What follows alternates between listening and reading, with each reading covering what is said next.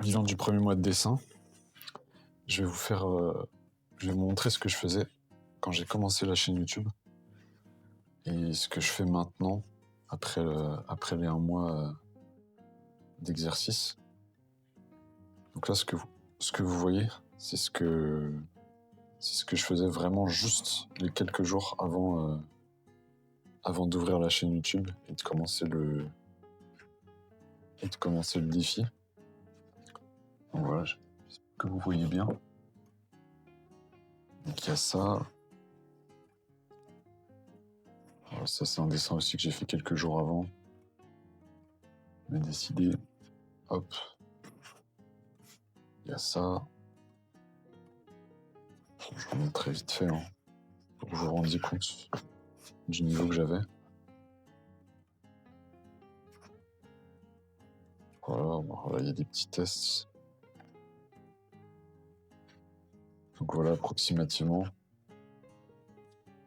Et donc je vous montre les derniers dessins là que j'ai fait ces derniers jours. Donc à la fin du mois. On a un autre derrière. Hop. J'en montre encore un autre. Je crois que j'en ai encore derrière.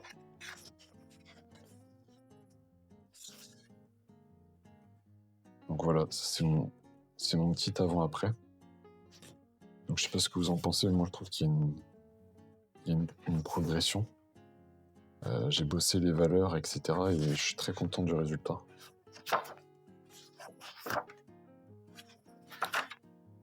Donc je tiens à préciser que les dessins que je vous montre là, c'est d'après référence. Donc c'est mon niveau de dessin d'observation. Donc ça c'est pareil, ce que je faisais quand j'ai ouvert la chaîne YouTube. C'était uniquement du dessin d'après référence. Donc tout ça c'est d'après référence. Et donc maintenant, je voudrais faire le point sur mon parcours de dessin. Et du coup, d'où je pars et du coup, où est-ce que j'en suis. Et du coup, j'ai retrouvé des vieux cahiers de dessin. Vraiment des archives. Enfin, des archives. Déjà des archives d'il y a 1 an. Et du coup, bon, je prends vraiment pas soin de mes affaires. Faites pas attention. Les dessins sont un peu tout cassés, mais important, c'est le contenu. Donc voilà, bon, déjà, vous constatez que c'est vraiment pas propre. Ça va dans tous les sens. Il n'y a vraiment aucune... Il n'y a pas de précision, c'est très brouillon. C'est catastrophique. Vraiment, là, on est au niveau 0. Je maîtrise même pas mon crayon, je sais même pas tenir mon crayon là. C'est vraiment les balbutiements. Donc là, je pense que c'était des tests de portrait, j'imagine. Donc là, après, je pense qu'il y avait beaucoup de perspectives parce que j'ai fait beaucoup de perspectives quand j'ai commencé. Vous voyez, c'est vraiment... je sais pas pourquoi le papier est devenu jaune, mais vous voyez, je comprends rien de ce que je fais et en plus, c'est brouillon, c'est sale, c'est sale. Donc voilà, je vous le fais rapidement parce qu'on va pas y passer 2 heures. Je pense que vous avez compris de toute façon. Je pense qu'on peut clairement voir... on voit clairement la différence. J'ai pas besoin de vous faire un dessin. Après, c'est du boulot, hein. Même si c'est laid. Alors là, je crois que j'ai réalisé que la règle existait. Donc là, c'est tout de suite plus propre. Donc c'est que de la perspective après. Donc je vais pas vous infliger ça. Et après, je vais vous montrer l'entre-deux.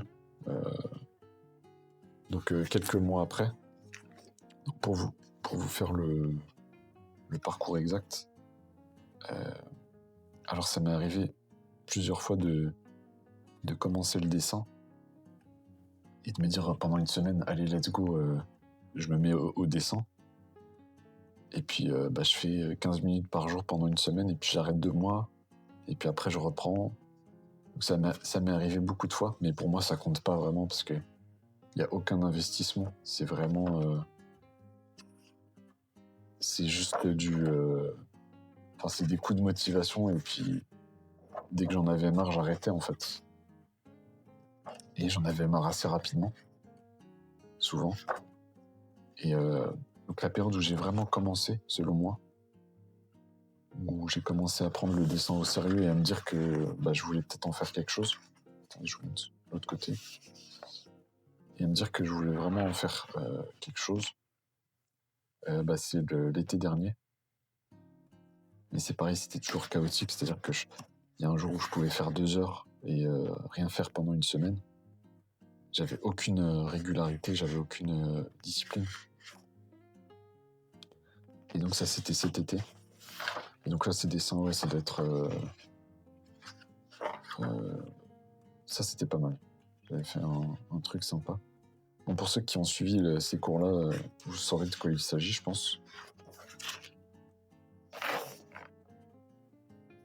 Et du coup, ouais, ça, c'était cet été. Et j'ai quand même bien progressé. J'ai appris beaucoup de trucs. Donc là, c'est pareil. C'était sur la lumière, etc. Ça m'a pas mal fait progresser, mine de rien.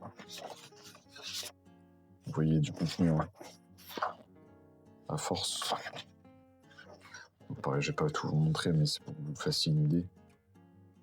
Ça restait quand même rudimentaire. Il n'y avait pas de... Enfin, vous voyez, ça reste approximatif. Donc voilà, donc pour vous faire un résumé, j'ai commencé cet été, mais pas de façon très sérieuse, très régulière. Et le vrai commencement, on va dire, la vraie période où j'ai commencé à être régulier, à être plus sérieux avec le dessin, c'est début 2026, en gros. Et je me suis décidé à ouvrir cette chaîne justement quand je commençais à faire des choses un peu intéressantes, on va dire. Ça, je le trouve très beau, même les couleurs et tout, je trouve que c'est très poétique. Et donc ça m'a motivé à ouvrir une chaîne YouTube et à me dire, je vais documenter un peu ma progression. Parce qu'il y a sûrement d'autres gens comme moi qui pensent que c'est pas possible.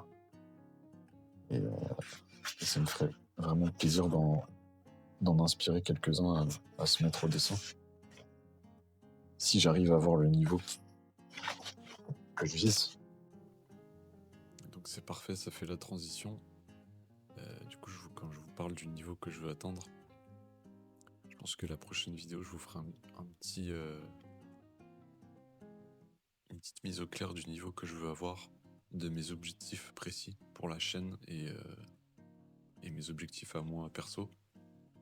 Et je vous mettrai aussi des références d'artistes que j'aime beaucoup et dont j'aimerais m'inspirer pour mon style. Et voilà, comme ça on fera vraiment une mise à plat, parce que la vidéo de présentation, j'ai pas été assez spécifique. Et voilà, abonnez-vous si mon parcours vous intéresse ou vous inspire. Et puis on persévère, on progresse.